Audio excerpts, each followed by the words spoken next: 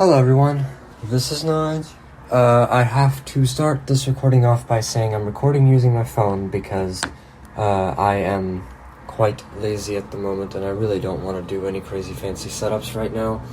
So the quality of the audio won't be as amazing as it could be. But I'll try my best anyway. There's probably going to be quite a lot of background noise as well, so you're going to have to deal with that too. The occasional sirens or construction work or whatever else, so I apologize for that in advance. But what I want to talk about in this video is the Pocket Operator PO20 Arcade. I got this thing about a week ago for my birthday, and honestly, the main reason why I wanted to get this is because it kind of embodies the kind of workflow, the kind of music that I like to make. So at some point, I don't know when, but about a month or so ago, I was going to make a whole entire retrospective video on every single one of my MML works. And in that video, I mentioned that one of the main reasons why I went away from MIDI, for example, is because of how strict the note requirements for MML need to be for them to make sense. So everything has to be on a grid, so to speak, instead of being free-floating and almost anywhere you'd want. This is the same thing in here, except even more strict. So strict enough, in fact, that I won't be using this as anything like my main recording device, anything. This is more of a thing to mess around with every so often, really. I wouldn't recommend anyone use a Pocket Operator, or I mean a single Pocket Operator as their only music making device, because it won't work. But what it is good for is to mess around with, and also if you have multiple of them, you can use all of them at the same time to make something pretty crazy. So let's explain what a Pocket Operator is and why I got one. So a Pocket Operator is basically it looks like a circuit board. It literally looks like a circuit board. As in, it's completely made of metal. There's no plastic anywhere. It's all made of metal. The whole entire thing is extremely thin, even thinner than, say, a calculator or a phone. It's like very close to paper thin, even. Not quite, of course, because it's not flexible. Thank Nodge, it isn't, because if it was, it'd probably break, but no, it's solid. It has a screen on the top, a built-in speaker, which quite frankly sounds terrible, and then on the bottom are a bunch of different controls. They are in a 25 button, like a 5x5 arrangement, although the top row has 3 buttons and 2 knobs, instead of normally 5 buttons like there are on the other rows. The buttons are little circles embedded into little square enclosures, which make them very easy to press, and they're also kind of clicky, although I'm not sure if you can even hear it. I hope I didn't just break something. Okay, it's still working. I'll talk about that in a bit. So, there are 23 buttons and 2 knobs on the thing, and also it runs out of 2 AAAs, which is another cool thing that you don't need to worry about battery recharging and stuff, because you can just swap the batteries out whenever you need to. There is no battery cover either. They just sit very securely on the back with these retaining clips, and it actually, they're never gonna fall out. And there's 2 audio jacks on the top. One of them, which is on the right, is the output, which outputs the signal to anywhere you'd want it, which in this case I'm using to plug into my keyboard so that you can hear it better as an amplifier. And the other jack is for input, to send data from other Pocket Operators in case you want to sync them together. This is the cable you would use. You would use an aux cable between the two, and then it could send information like tempo or maybe even something else. I'm not sure exactly what it does, but I don't have multiple of them. Oh yeah, that's the other thing. Pocket Operators, made by Teenage Engineering, by the way, these things are in multiple different flavors. There's a lot of different ones, and the one I'm demonstrating right now is the PO20 Arcade, but there's quite a few other ones, and they do slightly different things. They make different kinds of sounds, but they work very similarly. So if you have multiple of them, if you learn one, you've practically learned all of them, which is great because it doesn't take that long, or it didn't take me that long to understand how most of the things worked, and that's good. Especially for a blind person perspective, because even though there is no display, you can still mostly tell what is happening, and that is great. One of the reasons why I really like the Pocket Operators is because there is no touch screen, so you don't need to mess around with finding exactly where you need to click and stuff like that. Granted, it definitely isn't the same as using a computer or anything, but that's one of the other charms of the thing, is that it's not able to connect to anything. It's a standalone unit that you could just use on your own, or on its own, without requiring any external anything. And that's also really cool. Like, you could be on the go, making beats, or whatever you'd want to do with one of these, and nothing could really stop you, unless the batteries died, that is.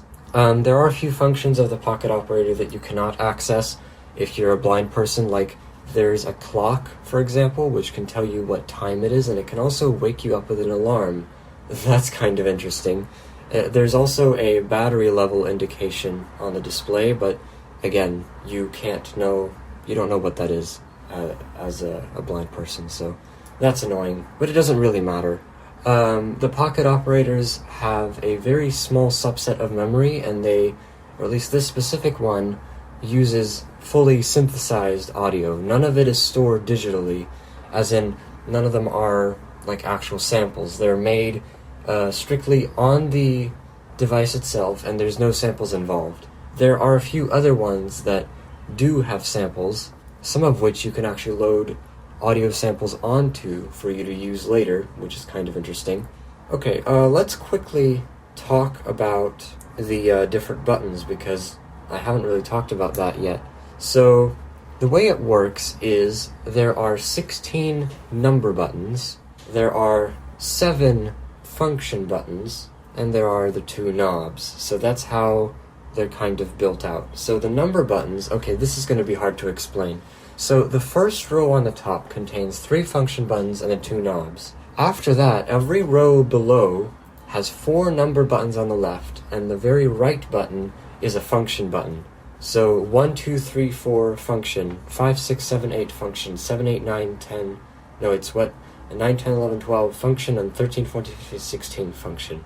The reason why I call them function buttons is because they sometimes change between Pocket Operator units, and the way the buttons work, from what I've been told, is exactly the same, except some of the function buttons have changed their names or their uses. So on this one, let's go in order. So on the top row, the first 3 function buttons are sound, pattern, and BPM/volume.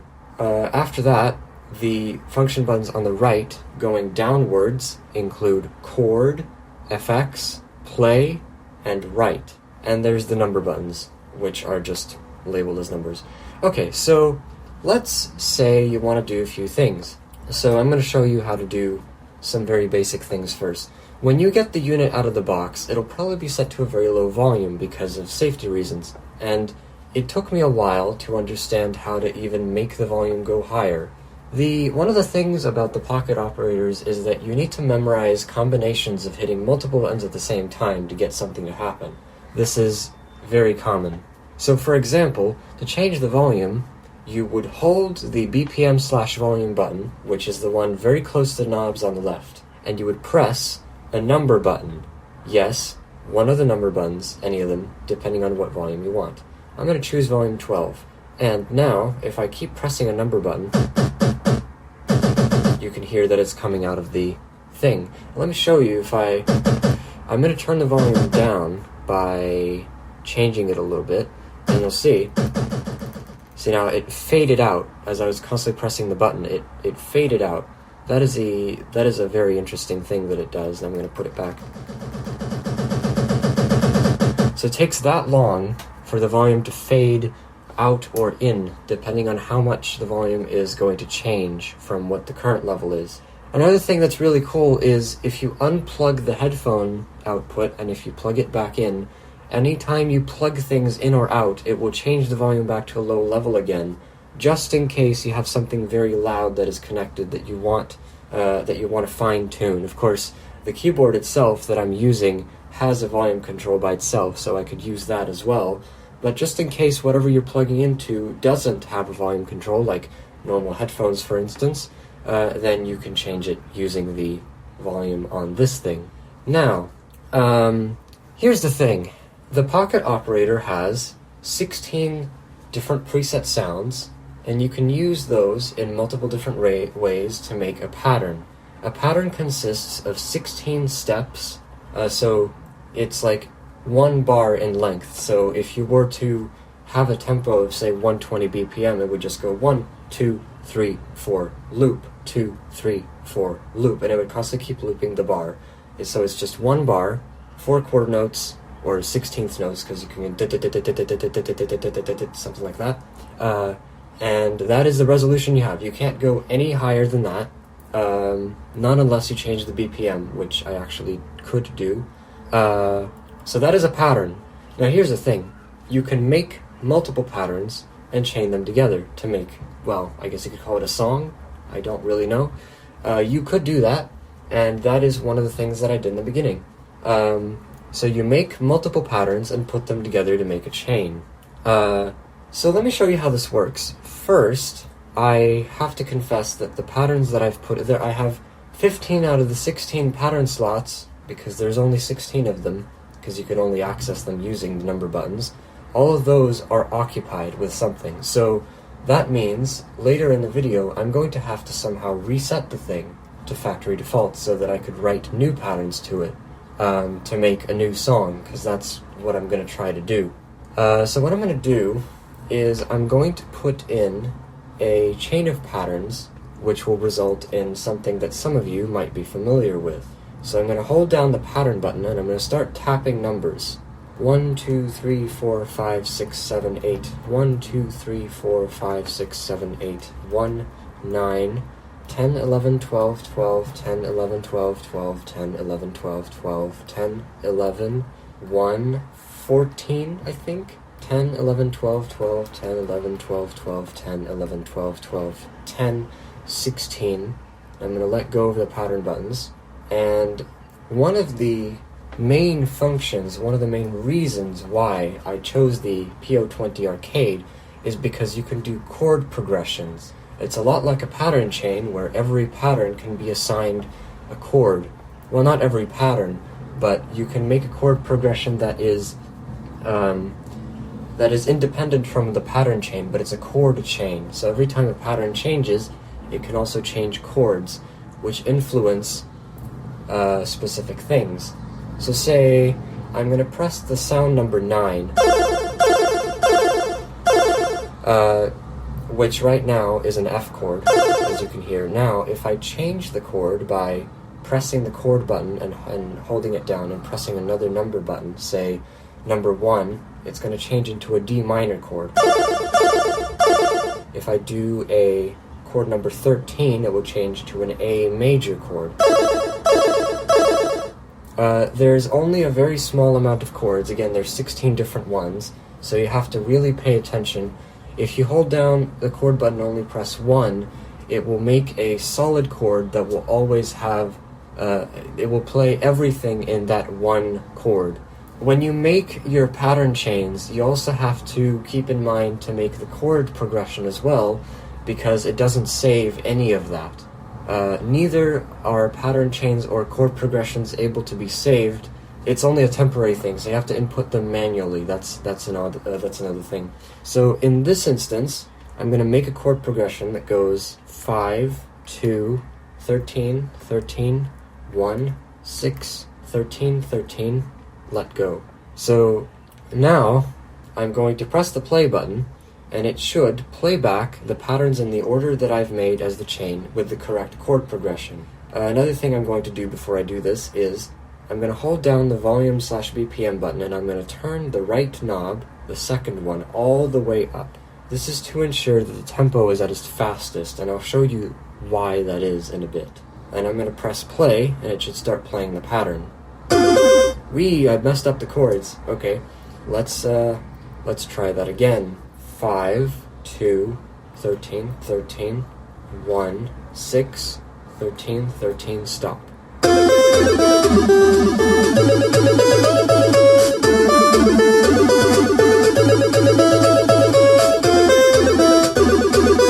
E. Okay, I messed up the patterns this time. Another thing I'm going to do is I'm going to turn the volume down a little bit because I think it's a tiny bit too high. Let's turn it to volume number 8. And I'm going to enter the pattern again, hopefully correctly this time. It's very hard because you never know when you messed up. Once you get used to the 4x4 number button arrangement, it's not that hard to enter in as many of the numbers as you want.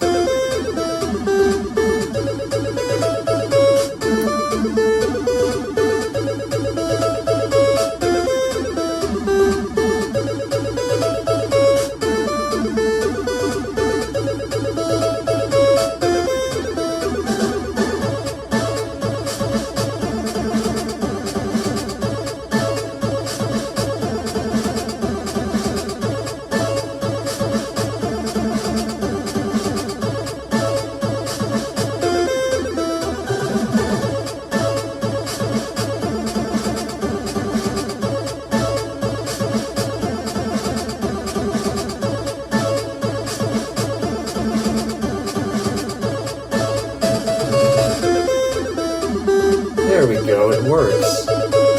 I just looped through the whole entire pattern, and it works just fine. I'm going to press the play button again to make it stop. As long as you don't change the patterns or the chord progression, those will stay the same, unless you make any kind of changes to them. In a pattern chain, I don't know if there's any way you can write to a pattern. I don't think you can. I'd assume so, because it would be weird if you could, because it's crossing multiple patterns at the same time. So, let me show you. If I, okay, how am I going to basically, okay, I can't really show you this, but the reason why I had to turn the tempo all the way up, and I think even now it's still a tiny bit too slow, the reason why I had to do that is because I wanted the chords to change every 2 beats or every half bar instead of every 1 bar like you would normally. This also ensured I could make the pattern for pattern number 12, which sounds like this.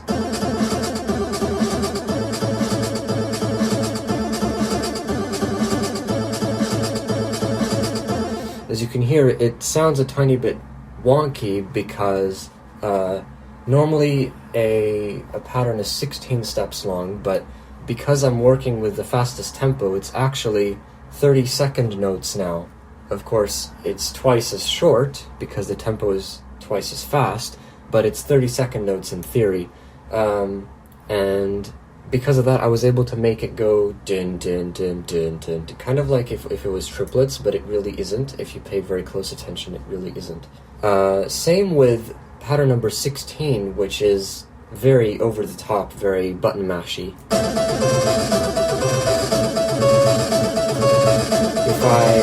Let me show you something. I'm going to start playing the pattern, and I'm going to hold down the FX button and press the number 4. What that will do is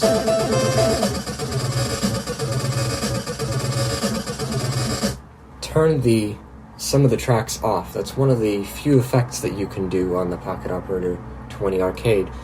The FX button works very similarly to how the chord and pattern buttons work, in that you hold the button down, and you press the number of the one you want to apply. Some of them are toggles, and some of them are one-time effects.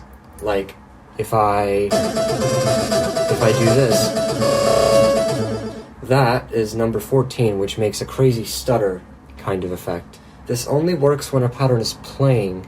I don't think you can't do anything when you're just playing the instruments by themselves. So, I just showed what I was working on the 23rd and 24th when I got the thing. and I think it turned out quite well, but I have a recording of this, and it works quite well, so I think it's now time to delete this set of patterns and make a new thing. So, let's do that. In order to do that, I will have to remove one of the batteries, which is easier said than done. Very hard, in fact. I don't even know if it's even possible. Oh, it is. Okay. Just not sure how I'm supposed to put it back in now. I think I know. So now, the way in which you can reset the whole entire system to factory defaults is by holding down the right button, the pattern button, and putting a battery in. Which I just did. And now, we have pattern number 1 selected, with a chord progression of A minor, which I think is number 5 or 6. I'm going to turn the volume up a little bit. Oh, that was not what I wanted. See, I just made up a pattern chain without meaning to. There. So, now the pattern list has been refreshed with the default patterns. There's 16 of them in total, and you can mess around with these as much as you want. Let's go through them all. Of course, this also obeys chord progressions, so if you ever wanted to make a chord progression to make it more interesting, you could, but I won't do it right here. I'll just press each pattern once. This is pattern 1.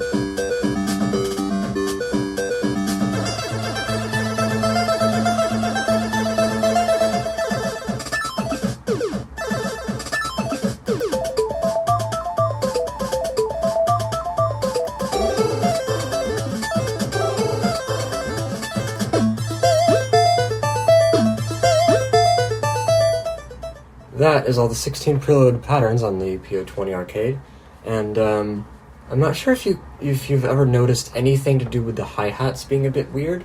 I'll come to that at some point. In fact, no, I don't know if I want to, honestly. It's a very advanced thing that I got to know later. So, as you can hear, everything is 1 bar long, as I said just now, and there's a very limited subset of the kind of sounds that you can get out of the thing.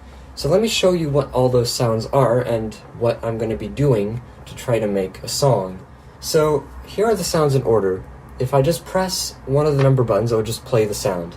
And if I turn the knobs, it will change what the sound sounds like. So this is the bass instrument. If I turn the knob left, it will go lower octave. There's only a low or a high octave setting. You can't actually... Another thing it's doing is change waveforms. So if I change the right knob, this is a triangle wave. If I go a bit further, this is a square wave, and from here, you can make it change pulse widths.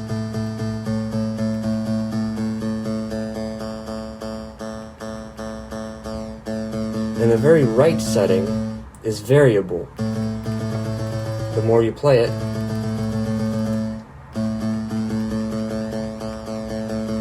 the more it changes. Next, these next few are going to be drum noises. So this is a bass drum. You can change its frequency, and you can also change its sharpness or length with the other knob. I like it just about like this. Next is the snare drum. You can change its frequency, and you can change its wave, which I think just sounds weird. I like it like this, but you can also do...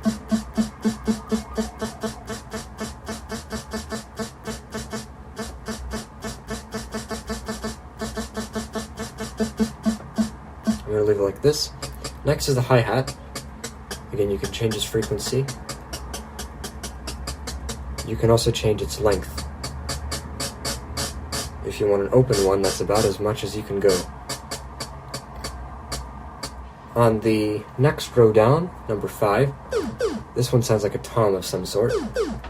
You can change its length, or its frequency, I mean, and you can change its waveform, just like you would with all the other ones.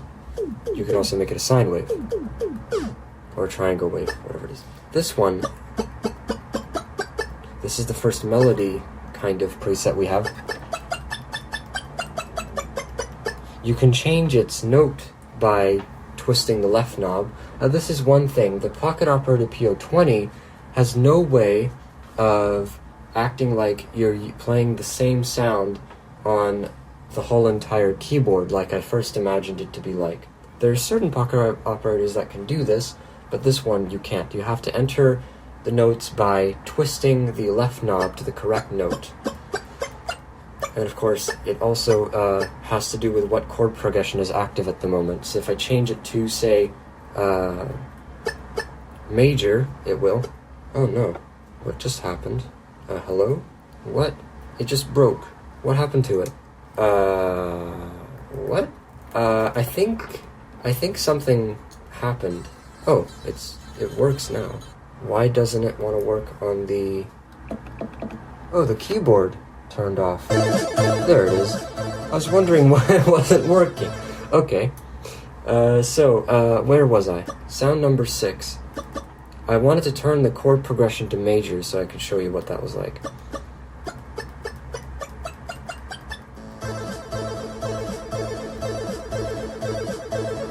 There. Now it's in major.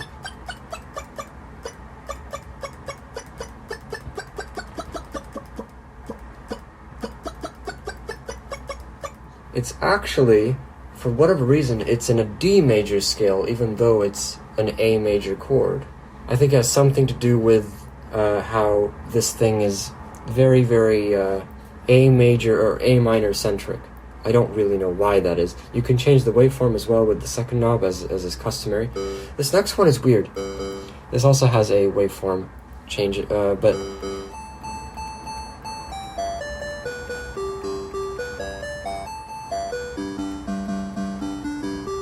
It's very weird sounding. I don't really understand what this is supposed to be.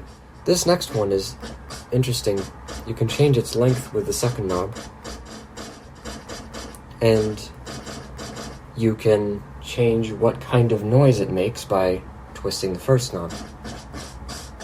What is going on with the keyboard and it constantly muting itself, I wonder? Does it have something to do with the power input not working correctly? Now this time, the keyboard is on, but the thing isn't working, like, at all. Oh, it is now. I think it was the Pocket Operator that reset this time. So this one is like an effect kind of drum thing. Has a lot of different noises it can make, which is kind of interesting. Next row down is the chords. You can change its waveform, and you can change the kind of chord, as in, like, it's the same chord, but it's different inversions of the same chord.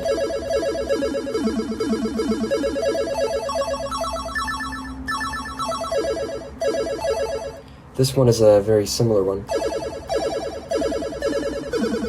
but it has more notes.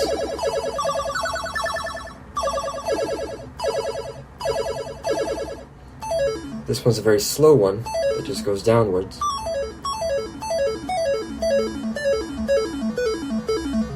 It actually has a whole entire 2-octave scale on this one.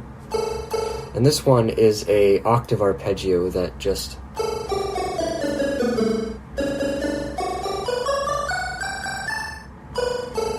is like that. And the last row is for melody presets. So this one is a longer...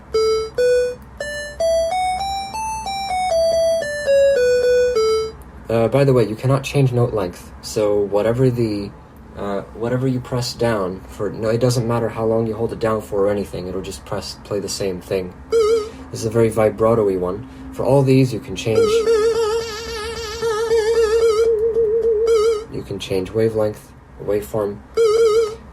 This next one is the shorter one, but it also does portamento.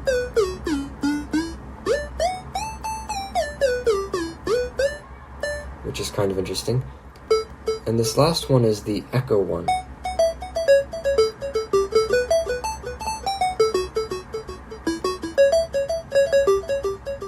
It has three different kinds of, or two voice polyphony.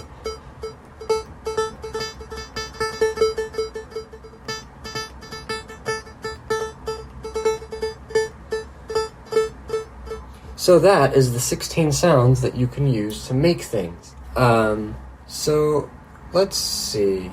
I have an idea in mind, and for some of you, you might be able to recognize what this is, but I'm not sure. I also am not sure if I'll be 100% note perfect, but the one thing that I like about the Pocket Operators is if you mess something up in one of your patterns, you can fix it later. Oh, that reminds me. Here's another thing.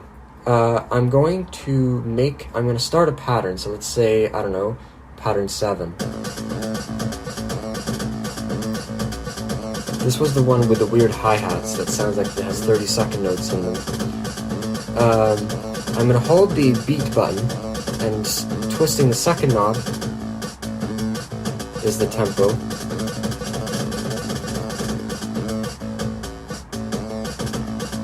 And twisting the first knob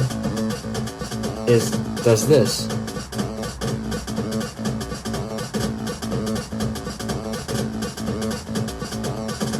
It's like quantized swing, so the notes are more closer together, if that makes any sense. So if you ever want to make a swing rhythm, you can do that.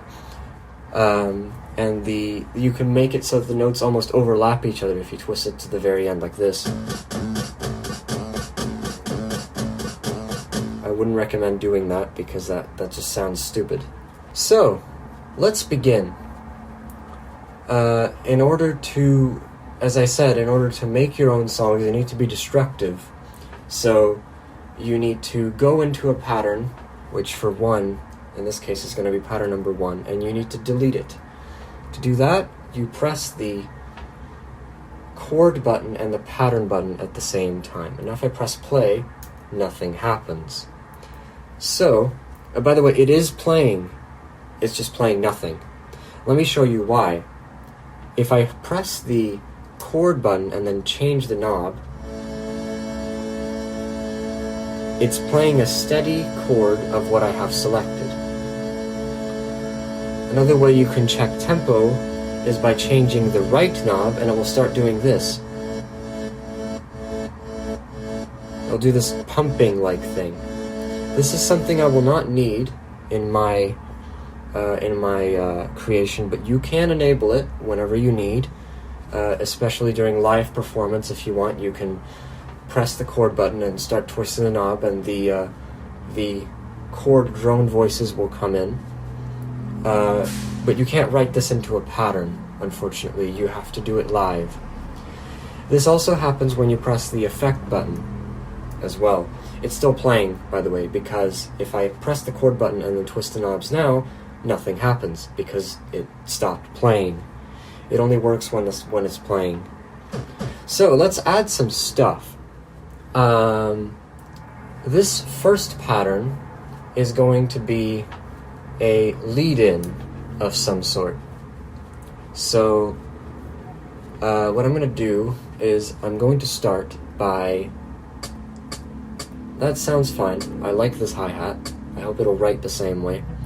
So, until now, we haven't used the sound button. We've used some of the other buttons, but we haven't used the sound button. This is where it comes in.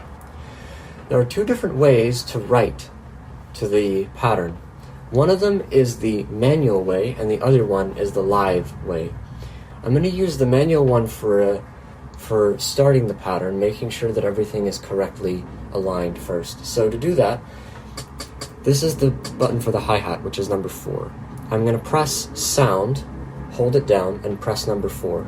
It doesn't give you any indication, but as long as you have the sound button held down and you press something, it should recognize it. Now, the currently active sound for recording is number 4. Now what I'm gonna do is I'm going to press right. Now, the way you know that you're in write mode is if you press any button, it won't make a sound. I'm going to press play to make sure I can monitor what I'm doing. I'm now in write mode. I'm going to press numbers 1, 5, and 9. It will do this. 1, 2, 3. 1, 2, 3. So that's 1, 5, 9, actually. The reason why I did that is because I want this to be some sort of count-in. This also helps with making the rest of the pattern. Now I'm going to disable write mode. By the way, let me show you how this works. If I press number 10, for example, see how it did it, because that is 10. If I press 10 again, it goes away. So you can write to any of the slots with the currently selected sound as much as you want. Now, let me show you another thing. If I hold down a button that has already been written to and I twist a knob, I can change its parameters like that. I can make it longer for this specific one. This will come in very handy later. So we have this pattern. Now let's add to it. I'm going to turn write mode off, and I'm going to change the sound to the bass drum, and I'm going to write.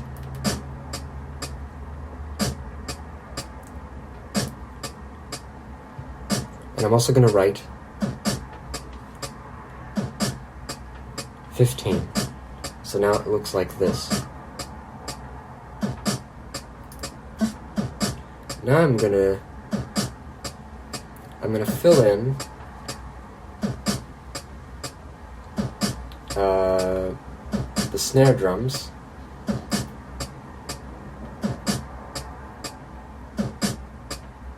How am I gonna do this? There we go. I don't like the sound of the snare drum, so let's change it.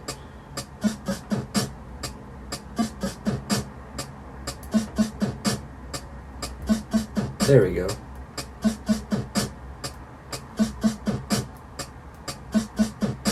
Sounds about the same.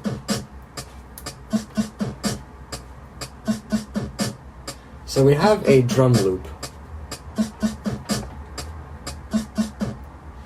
So we have numbers 2, 3, and 4 recorded.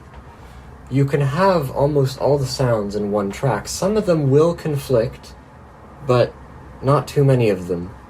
So what I'm going to do now is I'm going to set the chord progression.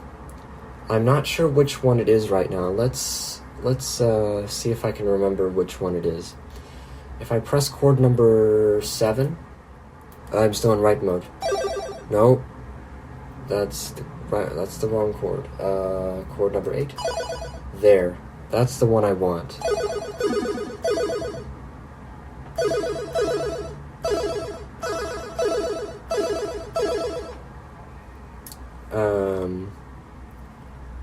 Wait, is that the correct chord? Let me see exactly how many chords there are. So, there's a D minor, there's a E minor. Oh, this is chord number 4. Yeah, that is what I want. Okay, that's what I want. So I'm gonna write. Now here's where the live write comes in, because I don't necessarily want to write everything in by hand. One other thing I can do is, if I just start the loop playing, what I have written down already, and I press and hold right, and press the correct sound button with the correct attributes at the right time.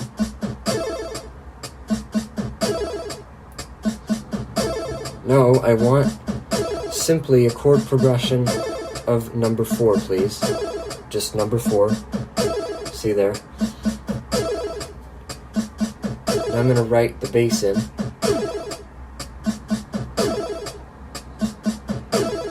Oh, that's not the right one. I just wrote this. I don't want that, so I'm going to go into write mode, make the current sound of this one, go into write mode and delete it by pressing the number 1. That'll get rid of it. I wanted this. I want the higher bass, please. I'm going to make the currently active sound. No, I don't need the currently active sound because I want to write it in live, so. There.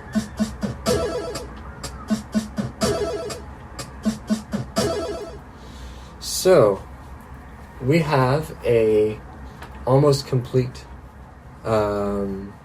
thing. I just realized I want to change this. So I'm going to make the currently active sound the chord, and I'm going to go into write mode, hold down the number 1, and change the knob. There. That's the inversion I need. So now it's, instead of sound like that, it sounds like this. Okay, so now I need, now this is where things get a bit annoying, because you could use multiple pocket operators and make it so that you could chain multiple loops together, like multiple patterns, as I said before,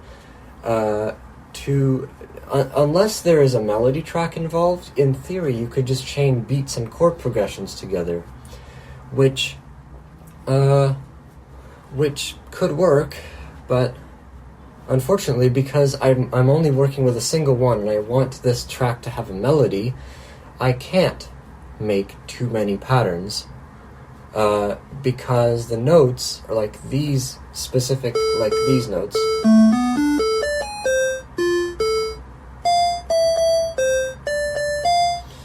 All of these, or a lot of the notes, are going to stay the same no matter what chord it is. There's only a very small amount of them that will change.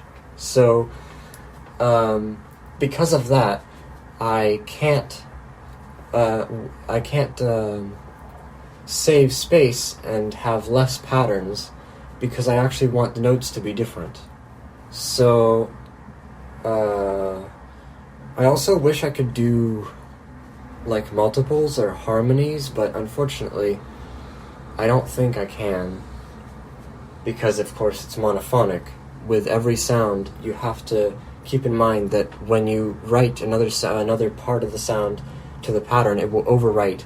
It won't overwrite, but it will like stop it from playing. It's monophonic, so you can only have one note playing at a time for one of the sounds. So if I do this,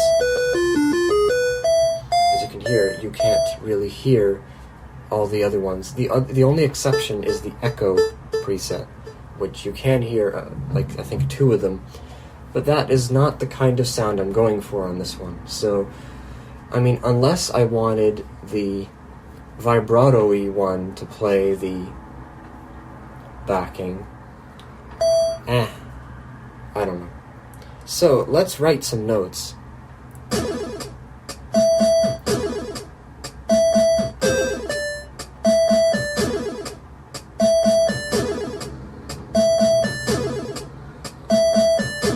Okay, I'm quite happy with that.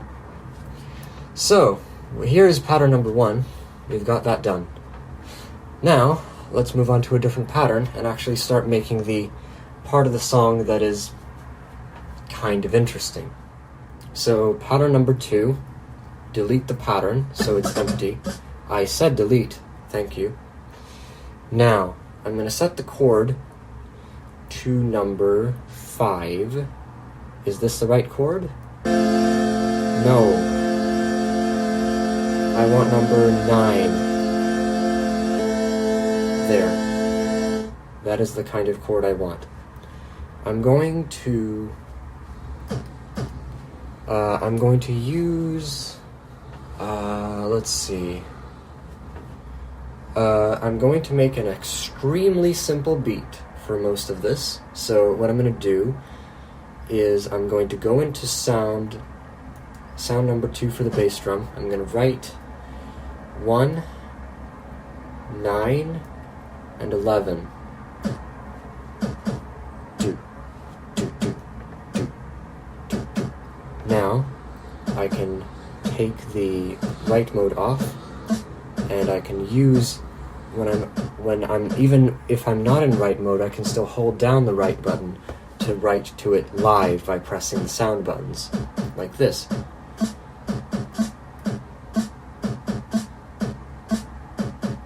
So now we have that, and that's about as much as I want for the beat. Actually, do I want a hi-hat that constantly keeps going? Sure. Let's have that. That's about as close as I can get.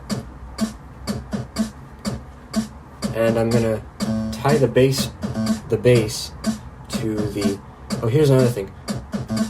If you can hear that, every time I press the bass, the snare drum will cut the bass off. That is important. You need to pay attention to that. So I'm gonna...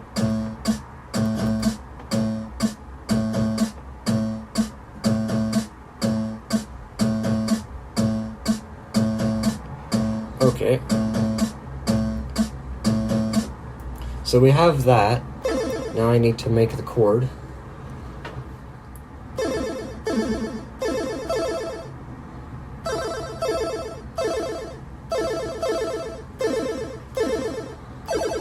No, I don't like that chord.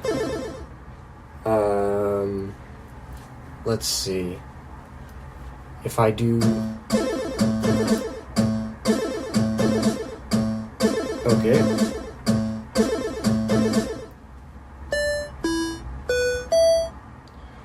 What did I have for the waveform on the pattern 1?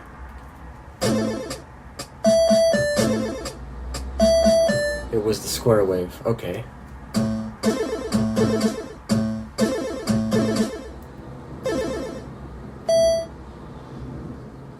Okay.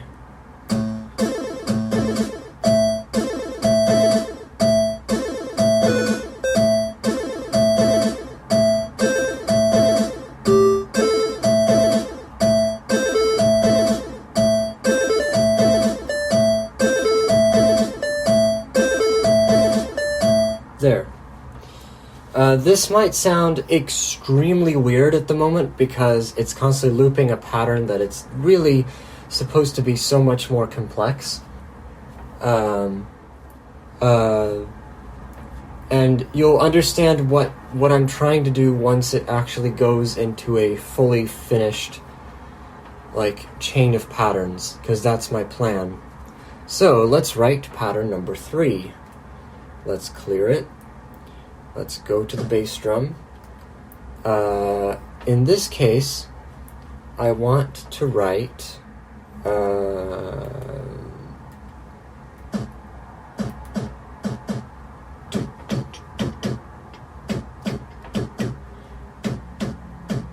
That sounds about right.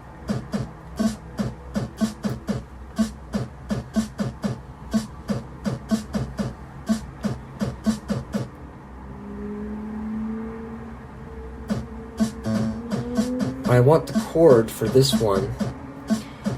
Now remember, every time the pattern changes, it doesn't matter, like it doesn't save the chord. I'm just putting in the chord for myself in case I want to go back to it. Just in case, so I remember what the chord is when I'm trying to make the pattern chain as well as the chord progression at the same time. I think it's number 6. Yes, it's a G. So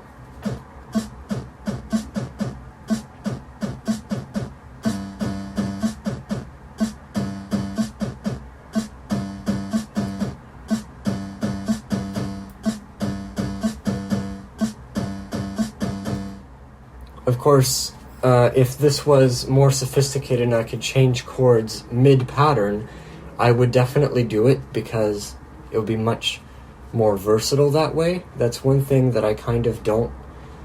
That really limits me when I'm making music with this thing. But it's not that bad.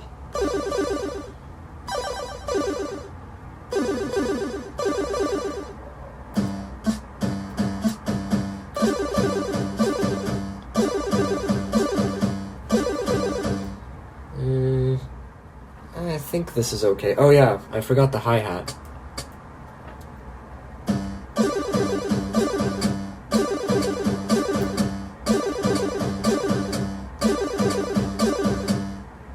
Okay, and then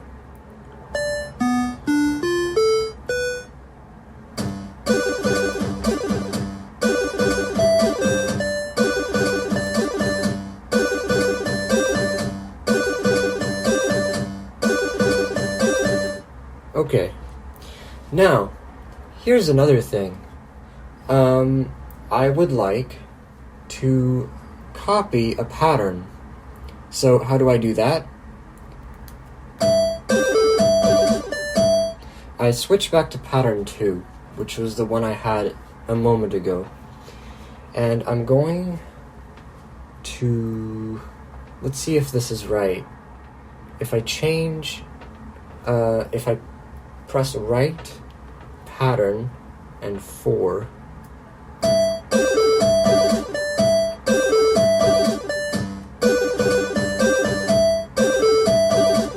Okay, so it just copied pattern 2 into the slot of pattern 4. So there's 2 identical patterns right now.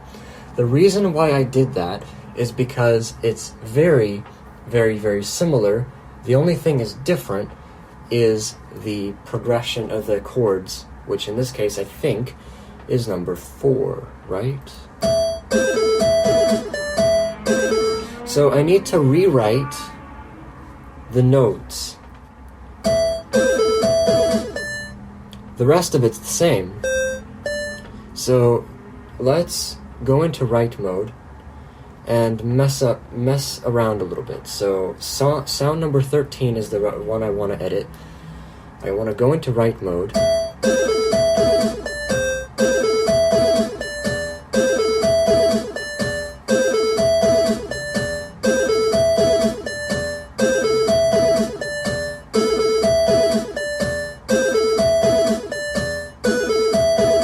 Oh, I can't actually, wait, can I?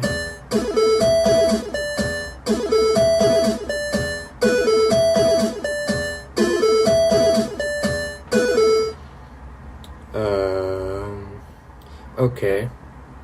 Oh, wait. Oh, okay.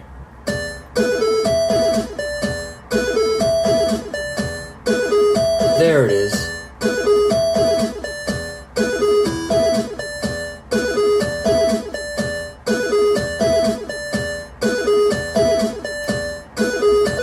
Oh, that's not what I wanted.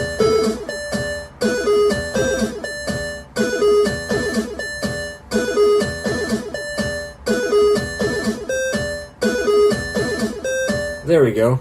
So now I have multiple of these. There is an A minor one and there's an E major one. Now I need to make a copy of pattern 3 into pattern 5 because of almost the exact same reasons. So let's do that. So I'm going to make the active pattern number 4, I think that's the one I want. No, pattern 3. Yes. And I'm gonna press right pattern 5, and I'm gonna switch the chord to number 6. No, what is it? 9, I think. Okay, that is wrong. The chord, this one. This one's fine. This isn't though. So let's fix it. Oh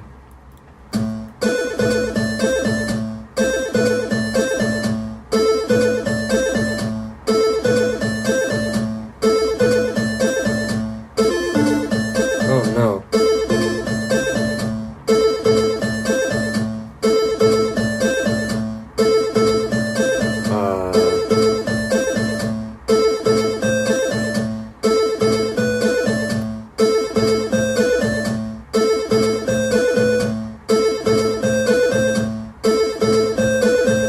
go, change the notes. Now, I don't know if any of this makes sense to any of you. Basically what I'm doing is I'm holding down the slot of the note I want to change, and I'm twisting the knob until I find the correct note, and then I let go, and then I change to a different note. It takes some time to get used to, and of course, if you really don't like constantly looping parts, then this might not be for you, because you really need to fine-tune.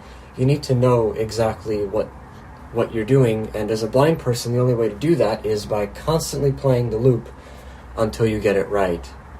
Okay, so now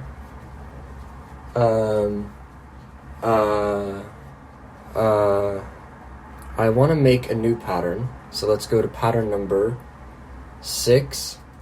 Oh, what happened to it? It's broken again. Seriously, I don't understand this thing. Sometimes it just doesn't work.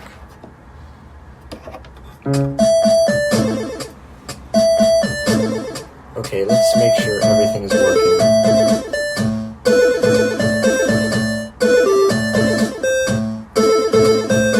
I didn't change chord progressions, but as you can hear, I scrolled through them all, and it's starting to make sense, I'm hoping. So let's delete this pattern, and let's make a new one. I would like this to be the active sound. I would like to write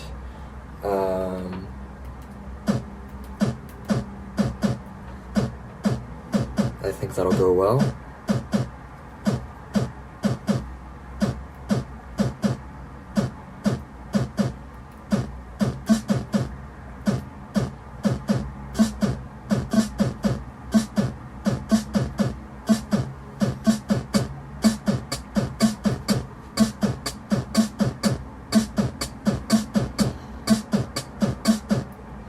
Okay, and now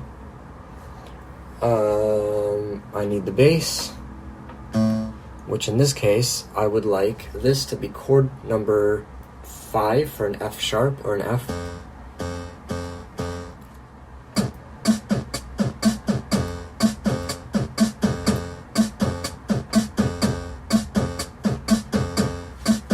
Okay.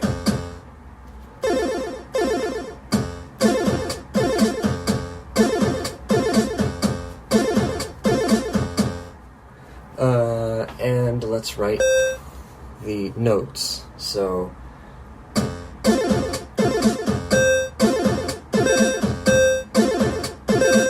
I broke it. I wrote it in the wrong spot. So to fix that, I need to enter the selected sound, go into write mode. I think this is number 12. Yeah, it's gone now. And let's write it again.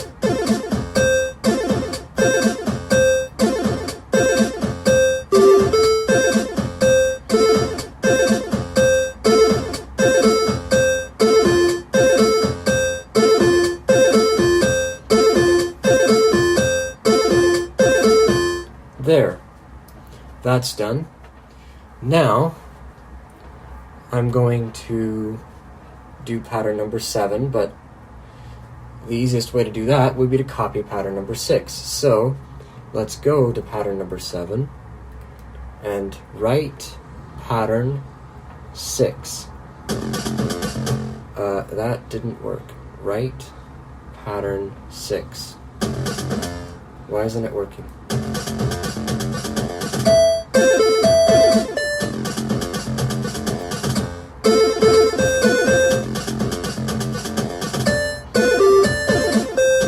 Wait, what was I using before?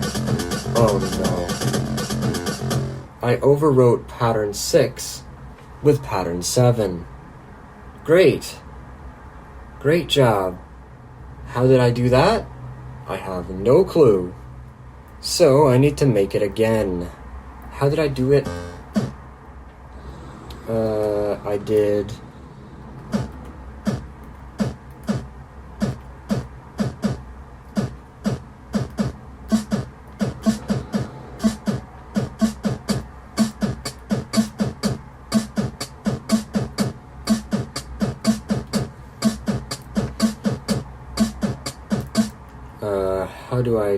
How did I do the bass again?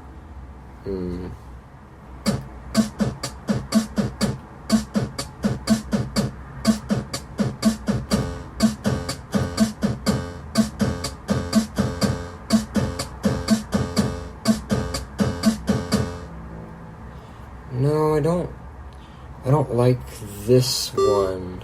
I don't like it here.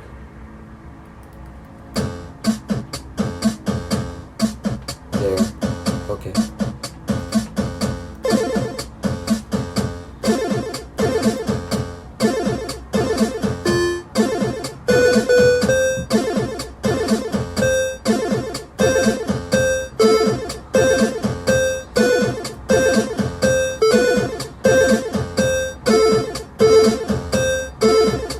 No.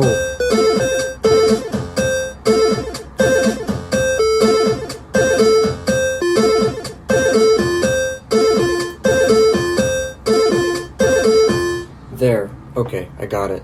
Now, let's move to pattern number 7 for real, which is this one, and I want to copy pattern 6 into pattern 7. Wait, is it the other way around? If I type...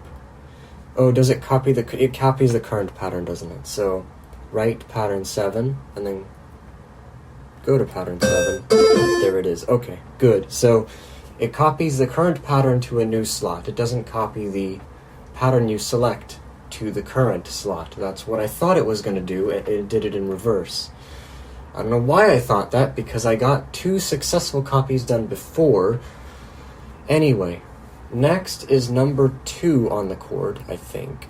Oh no. Good thing I made a copy, because I just pressed pattern and chord at the same time, which deleted... Wait. So if I press pattern 7 now, it's empty. So, let's copy this into pattern 7. Change the chord to 2. And change the notes. I'm still in write mode. Remember, if you're in write mode and you press a number button, it will not play a sound, which means you have to press it twice, because in most cases, especially if you had a note there, that's not a good idea. So, let's change... Oh yeah, sound number 13, go into write mode.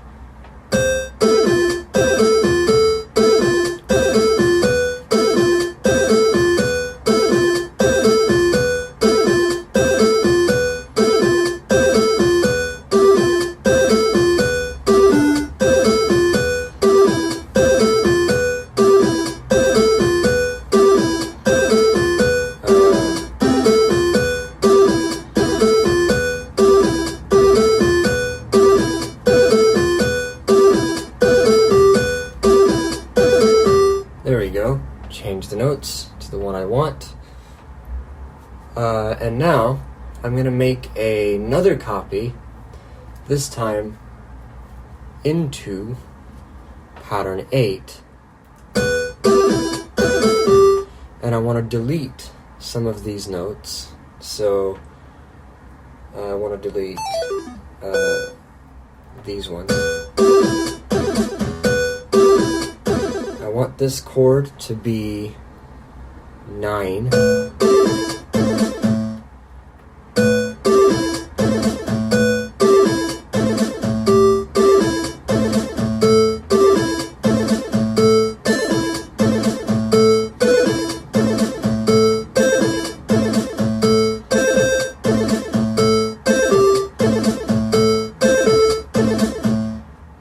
Okay, so now, in theory, we have a working, half-baked song with 8 patterns.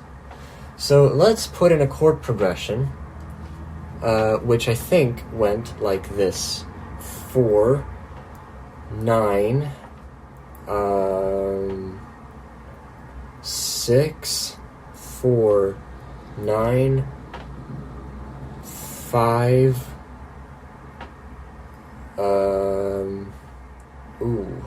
2, 9, and I'm going to play patterns 1 to 8.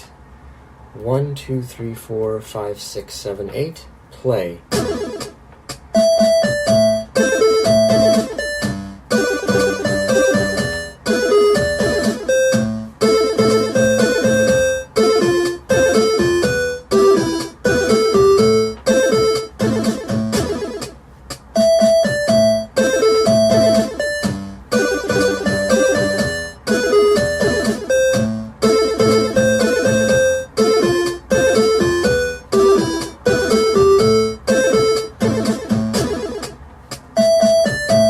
Okay, so that is that. It only took 20 minutes, or probably even longer. I'm sorry. It takes time, but I think it's worth it. I think it's really interesting to mess with.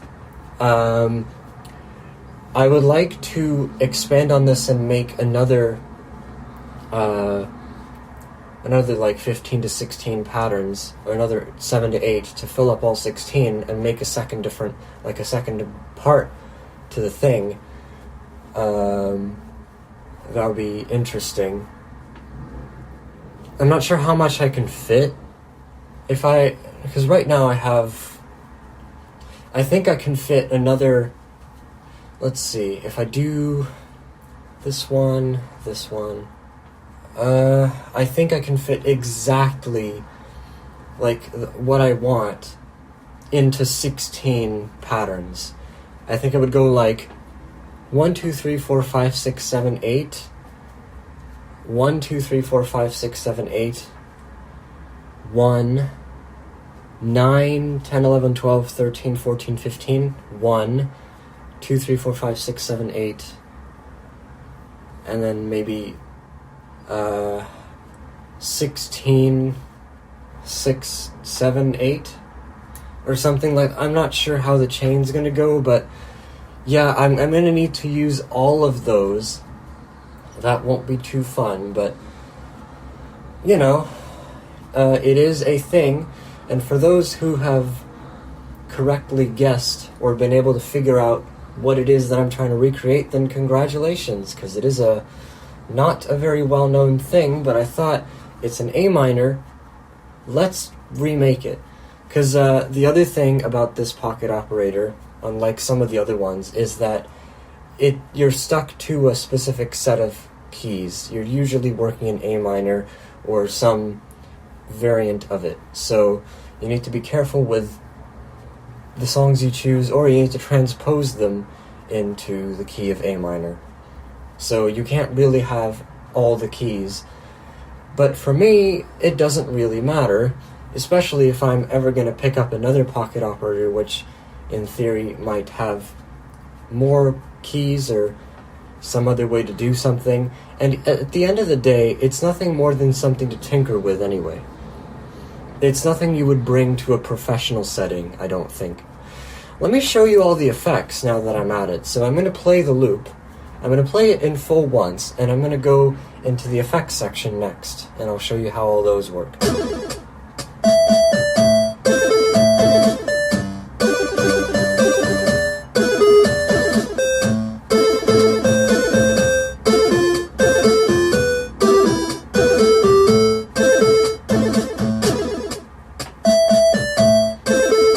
Okay, so here are the effects. I'm going to press number 1 now. It's playing nothing but chords and hi-hats. Here's number 2. It gets rid of the bass. Number 3 is just the drums. Number 4 is the same but with the bass. Now here's where things get interesting. Number 5 makes everything very, very bassy. Number 6 is a sweep for a low-pass filter. Same thing with 7 and 8, so... Oh no. I just wrote a bunch of things. You can actually still be in write mode. That's annoying.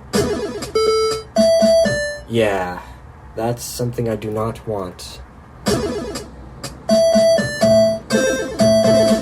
Oh no.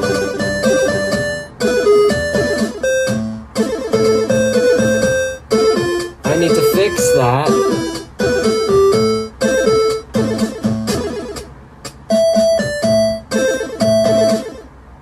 Okay, I need to fix that. I'm sorry, I broke it. I need number 7, please. Thankfully, it does remember where the notes were, like in which slot what note was there, so if you add it back, it will remember which one it was. That is very helpful. Where else was there a problem? I think it was like number 3.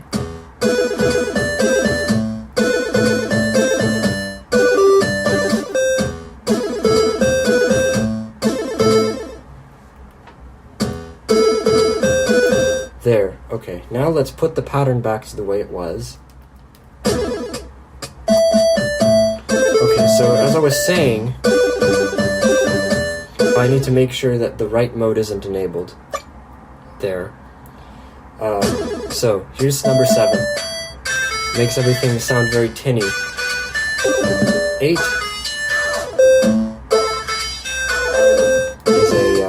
is a kind of sweeping filter, except the other way around. Now, here's where things get interesting. 9 to 16 is very weird. This one is... it makes the drums go like that. Here's 10. It makes 32nd note drums.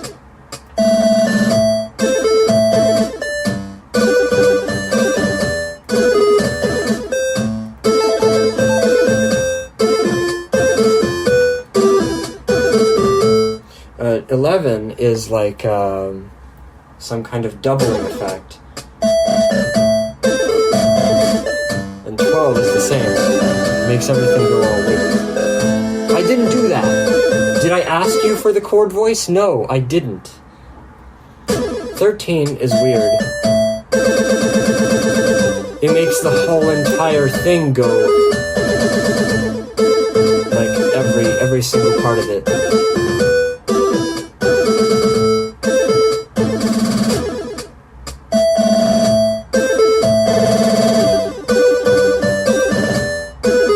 Fourteen is a bit shorter in length. 15, I forget what 15 does. Oh, it's the intermittent effect, what cuts off sound. And then finally, here's number 16. 16 is weird. You have to hold down the button for it to work.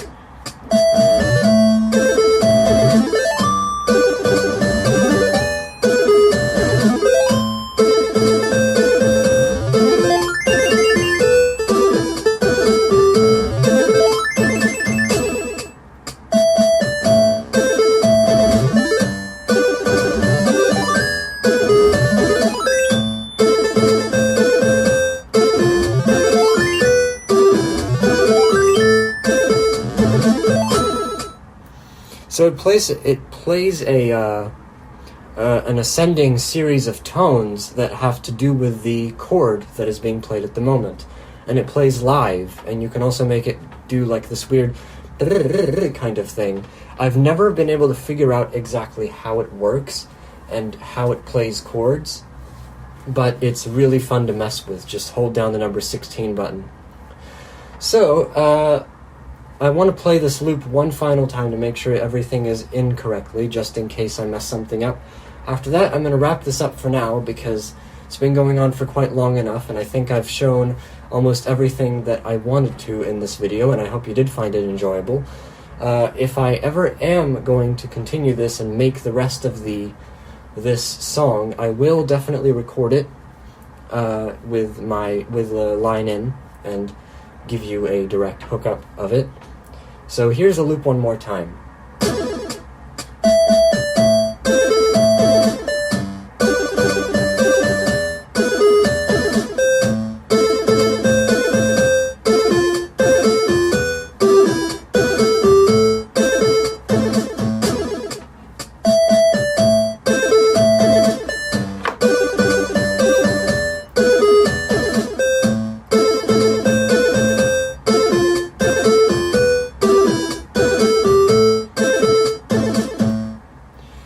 Okay, and of course the first part of the loop is the lead-in, but that is probably how it's going to stay.